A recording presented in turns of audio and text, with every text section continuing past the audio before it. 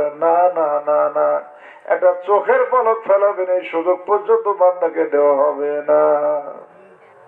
হবে কি? কখনো তো দেওয়া হবে না।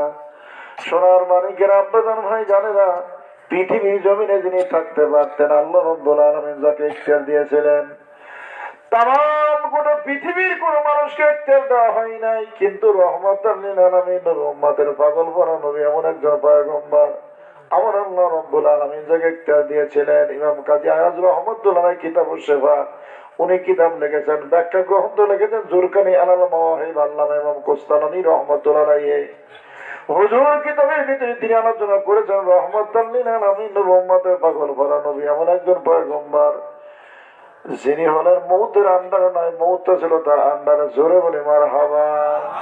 তাম গোটা পৃথিবীর যত মানুষ আছে সমস্ত মানুষ হলো মৌতের আন্ডারে, কিন্তু রহমতুল লিল আলামিন নবীর আন্ডারে হলো মৌত। জোরে বলি সুবহানাল্লাহ।